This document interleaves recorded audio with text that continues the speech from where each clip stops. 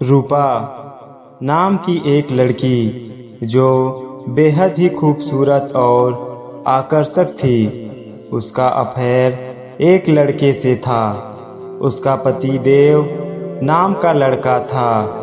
भाभी को अक्सर पड़ोस के कमरे में देखकर उसका पति उसे अपने जीवन से निकाल चुका था। देव शहर में एक कंपनी में काम करता था। वह हर रोज सुबह घर से निकलता और शाम में थक हार कर काम से लौटता था। उसके शादी हुए करीबन 6 साल का समय हो चुका था, परंतु एक भी संतान ना होने का सुख देव को बहुत दुखी करता था। गांव में ही उनके कई अड़ोस पड़ोस के कई लोग इस बात को कहते कि संतान होना घर में बहुत आवश्यक है। देव भी चाहता था कि उसे संतान का सुख मिले, परंतु उसकी पत्नी रूपा नहीं चाहती थी उसका कोई बच्चा हो। ससुराल में वह बहुत दुखी होकर रहती थी। उसका इरादा ही कुछ अलग था।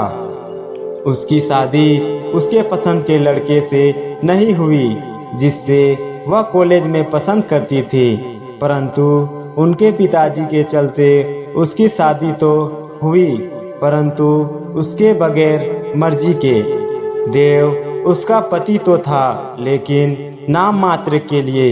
रूपा अक्सर बहाना बनाती और अक्सर अपने बॉयफ्रेंड से मिलने जाती, परंतु उसका छलावा ज़्यादा नहीं टिकी। सुबह सुबह एक दिन देव अचानक बिना उसे बताए घर से निकल गया और अपनी पत्नी का कारनामा को जानने के लिए पास घर में छुप गया। उस दिन गांव में हल्की बारिश हुई थी। देव किसी तरह पड़ोस के घर में छुप गया और अपनी पत्नी को देखने लगा। रूपा जैसे ही बिस्तर से उठ नीचे आई वो हकबका गई। उसे देव घर में कहीं दिखाई नहीं दिया। रूपा को लगा कि वह काम से शहर चला गया होगा। उसने तुरंत अपने बॉयफ्रेंड को कॉल किया और उससे मिलने को बोली, लेकिन उसका बॉयफ्रेंड नहीं आने की बात कहता है। अब रूपा स्वयं ही उससे मिलने को चलने लगी।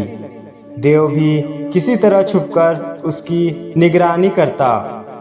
रूपा चलते चलते पास के एक शहर में रुकी। अब उसका बॉयफ्रेंड भी वहां पहुंच चुका था। दोनों कई घंटे बातें करते और एक होटल के कमरे में जाते। उसी समय रूपा का पति भी वहां पहुंच गया। देव छुपकर उन दोनों की बातों को सुनता।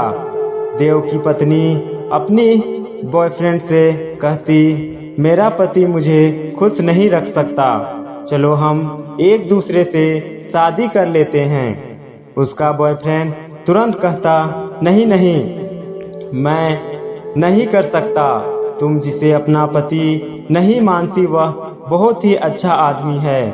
दरअसल मैं यह जानना चाहता था कि उसके प्रति तुम्हारा क्या मकसद है। मैं उसका बचपन का दोस्त हूँ। मुझे उसके सारे गुण दोष पता हैं।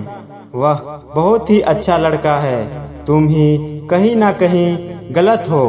अब रूपा को एहसास होने लगा कि मैंने उसे नहीं समझा और इस बात को सुनकर रूपा सहम उठी और वहां से तुरंत घर के लिए आ गई। देव भी अब घर पहुंच चुका था।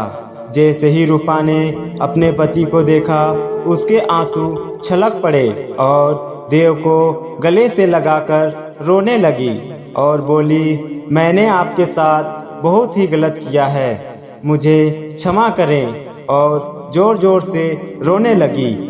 देव भी कहता, मैंने आज रूपा को पा लिया।